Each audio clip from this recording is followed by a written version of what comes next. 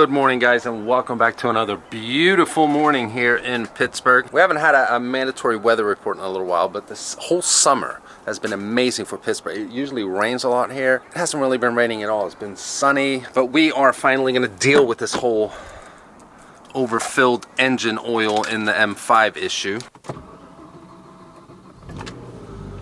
I actually have an appointment for tomorrow, which is Friday, at a BMW dealership, but I didn't want to wait that long. And to be honest with you, I trust these independent BMW expert mom and pop shops more than I do a dealership. I'm not saying every dealership is bad or whatever, but I want to go to a place where the people are at an hourly rate, not a flat rate. Don't rush through what they need to do. God, it's so nice to have a manual. I love it. So we're dealing with typical morning Pittsburgh traffic. To the place where I'm going, it's about 12 miles from my house, and it's expected to take about 45 minutes. And we got another red light. But I want to thank everyone that's been DMing me, BMW owners, saying that what I'm dealing with is actually pretty common, especially during highway trips, because I did see the oil level go down from 0.5 to 0.2 during the time that I was driving, and it was kind of concerning me. But apparently with this electronic dipstick system that is pretty finicky, that is kind of normal. So if I would have driven home, parked the car overnight and started it back up, very likely those levels would have been up to normal again, like 0.5. And again, I shouldn't have filled up the car with a full quart of oil. It should have been half a quart of oil, unlike what the car was telling me.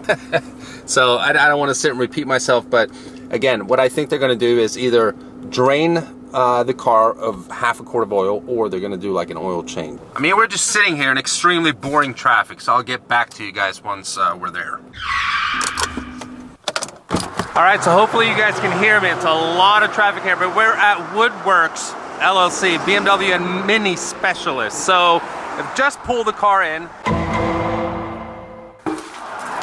So a pretty simple fix. They've only drained some oil, and the oil life indicator is showing a more accurate reading now. All right, so big thanks to Woodworks for getting me in on short notice, and the oil level electronic dipstick meter thing is now showing 1.1, which is fine. The max for the car should be 1.0, but with this dipstick thing being so kind of finicky and unreliable, the guys at the shop and myself, I feel like this is completely fine. I was probably a little overly worried regarding this showing that it was overfilled, but I mean, it is what it is. It's a new car for me, then I just wanted to be on the safe side. Another fact is that these S85s, like we've mentioned already, they suck oil like crazy, so I might as well be on the max level here, and the next time it tells me to add oil, I'm just going to add half a quart. So I don't want to talk about this anymore because it's kind of boring. I covered all this in the last video as well, but now it's fixed. Now we can finally enjoy the new E60 M5. And yeah, I almost forgot. We took an oil sample that we're going to send to this company here, and what they do is they measure the different levels of the oil. And by them doing that, we can find out if my rod bearings are in good shape, which this car is known to have issues with. And if we can find out that they're in good shape, then I think we're in good shape with this car. The Unreliable E60 M5.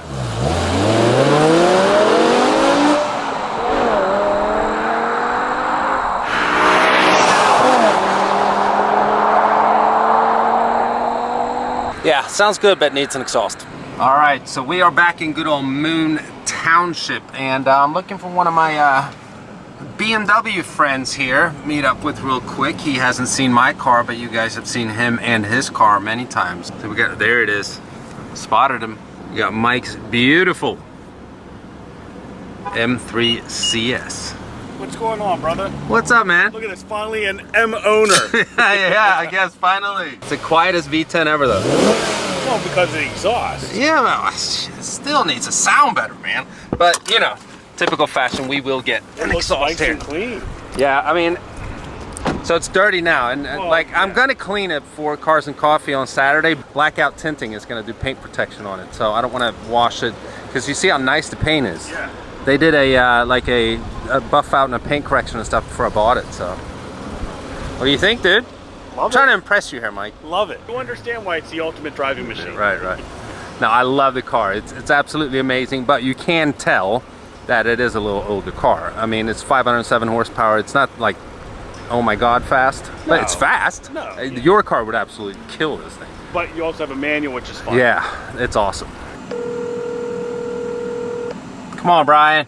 So we're here waiting for Brian. He's at lunch, but this, by the way, I want this to be chrome. On my AMG, I had blacked out once and I liked it, but on this car, for whatever reason, I don't like. I think it looks cheap. So we're gonna get a stock badge. Don't you agree, Mike? Absolutely. Also, one thing that we need help with here, I mean, Mike and I have been trying to figure this out, but it's very weird. And I did find a video on YouTube, or Mike did, regarding manual E60 M5s. And apparently there were talk on the forums that you can't turn off traction control on a manual E60 M5.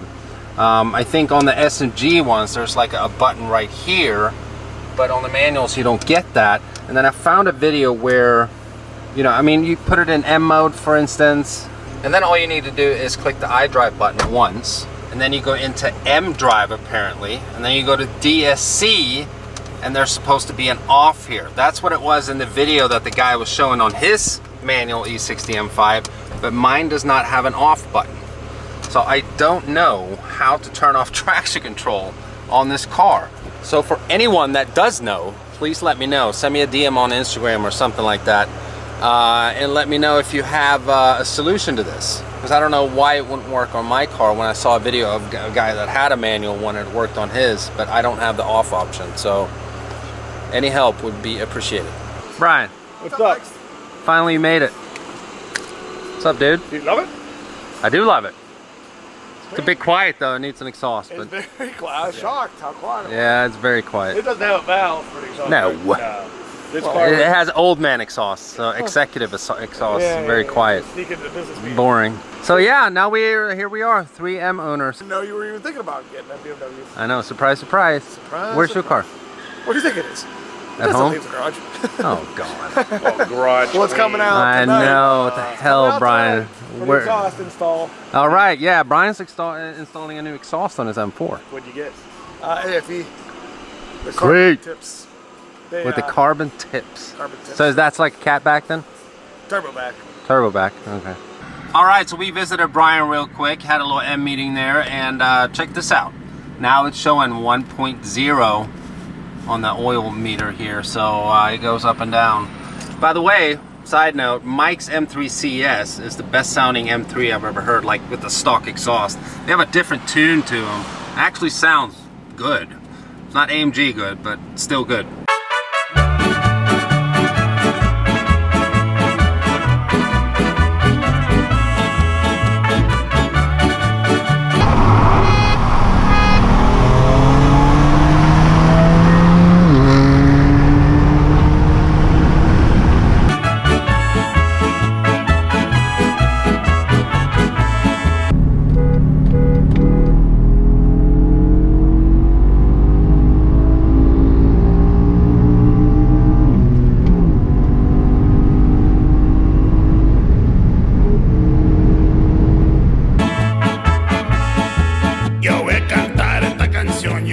Alright, so after a quick little trip to Tijuana, Mexico, as I expected, this car would get absolutely smoked by a modern M3. Now, while it has 507 horsepower and 383 pound-feet of torque, you know, this is a big sedan, so I'm actually curious of how much it weighs, because I don't really know. So what we're doing now is we're going to go to a place down the road here.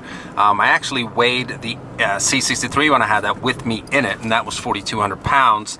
I want to see how much this car weighs with me in it, and then I think Mike's going to weigh his M3 CS as well. It'd be interesting to note what the weight difference between these two cars are. Alright, so we're here at Iron City Steel. My dumbass forgot to film when I drove up on the ramp. It wasn't really anything special anyhow.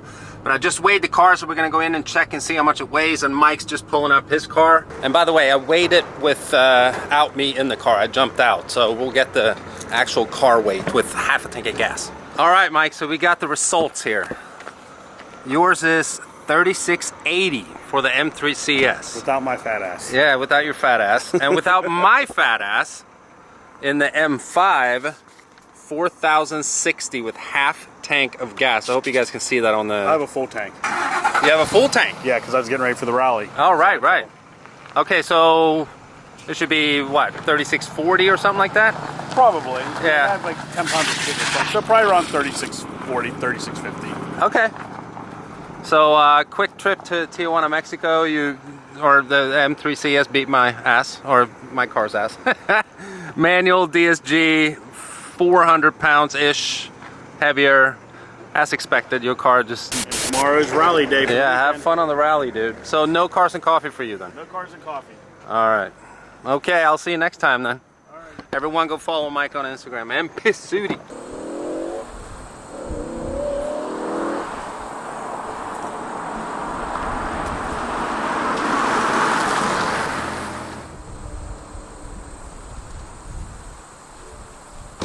All right, so my 2007 E60 BMW M5 with a manual in mint condition with almost 62,000 miles now. How much did I pay for this car? I've gotten a lot of questions regarding that, and I usually cover, you know, the cost of my cars and stuff in the videos right after I bought them. So we're going to talk about the E60 M5 as well, and why I have paid a premium, you can say, for this car. So when I started researching the E60 and looking at, you know, Auto Trader, Car Gurus and all that stuff, you know, the main ones that you find out there on the market now are like 06, 07s, 08s, but mainly 07s, and they pretty much all of them have the SMG gearbox. And that gearbox in itself does not have very good reputation when it comes to reliability and like shift times and stuff like that. So I knew I didn't want the SMG. If I was going to get one, I wanted a manual transmission. Now also, most of the ones that you find online, they have over 80,000 miles and they have a lot of owners, and that in itself kind of scared me. I didn't want one that's, I don't know, it feels like, at least, you never know what that car's been through. So basically what I wanted was a manual, and I found a couple manuals online, but all of them had several owners. The first one I looked at was an 07 as well. It had 82,000 miles on it. It didn't have the interior that I wanted. It had 3 or 4 owners. That car was listed for around $23,000. And if you look at, I don't know, the market, so to speak, or what they usually cost, it's around 15 to like 17, 18,000. But that's with the SMG gearbox though. But still the same year, same amount of mileage and owners and so on. Now you can of course find these really, really cheap, like under 10 grand, but that's with a lot of stuff wrong with it, and you have to work on the car, and who knows what that can cost. And then the, you know, the end bill when the car is actually running and doing okay is going to of course be a lot more than $10,000–15,000. As we go along here, I'll just throw up on the screen if the cars are still out there on the market that I saw before I found this one. Like I said, there was one that I looked at that was a manual. It was around 23,000. I found another one that was a manual that also had 80-some thousand miles. It had 8 owners, and that was right over $20,000 as well. I found one that had very low miles, like 30 or something like that, but that was almost $50,000 if I'm not mistaken. And it was a manual, by the way. So the market goes very up and down on these cars depending on, you know, the mileage, how many owners they've had, and if it is a manual. Then I found this one. As we already know, 1 owner, you know, clean Carfax of course, 60-some thousand miles, a manual, mint condition. The way the market is now, they do demand a bit of a premium. When I say premium, it is the market in itself for, you know, enthusiasts that understand what this car is. When you look at NADA, they don't care if it's a manual, if it's a 1-owner car. They don't look at the options that the car has. They only look at the year and the mileage. So at NADA, this car is only valued for clean trade at $15,000. So if I were to, you know, crash this car, it was totaled today, long story short, I would lose a lot of money. So what was the price for this car? Well, I paid $30,000 for this specific E60 M5. Now I know that's probably a lot more money than people thought it was going to be, but it's also because It is one out of 1,364 cars that came to the US during the production years of the E60 M5 that is in a manual. And again, you don't find a lot of these cars out there, but I managed to find one that is in the condition that it is with one owner, and that's the price that the seller had on the car. So again, you can look at it as I paid a premium for what it would actually be worth if something were to happen to the car, or if I were to go to just a regular dealership somewhere and trade it in, which I'm of course not looking to do. I'm going to keep this car for a while, and I think the markets on the manual E60 M5s are at least not going to go a whole lot lower. They might even start going up. Take a look at this. Now I forget at this moment if it was an 07 or an 08, but it sold at auction. It was a manual car for over $32,000. So that is the market for the manual E60 M5s in good condition, and depending on the options and stuff they have. Although NADA and, you know, banks and insurance companies and stuff, they don't look at that market, they look at NADA. And again, you can't really 100% of course predict the market, but the way that it's looking now is that it's not going to depreciate that much. I mean, it's going to depreciate, but it's going to hold its value pretty good depending on how many miles I put on the car and what condition I keep it in, of course. So looking at it down the road, I don't think this is going to be a bad financial decision when it comes to buying a car. Now obviously I'm in a little different position as well because of creating content, and you know, every car that I have always generates an income for me. But even for someone that does not do what I do, is not in my position, and just wants to get an E60 M5, you know, in a manual, in the condition that it has, and the mileage and stuff, it's actually a pretty normal price. But according to NADA and stuff like that, I paid too much. So I hope you guys enjoyed today's video. Let me know what you think down in the comments. If you're stopping by for the first time and you haven't already, and you want to, please subscribe, and I'll see you guys in the next one.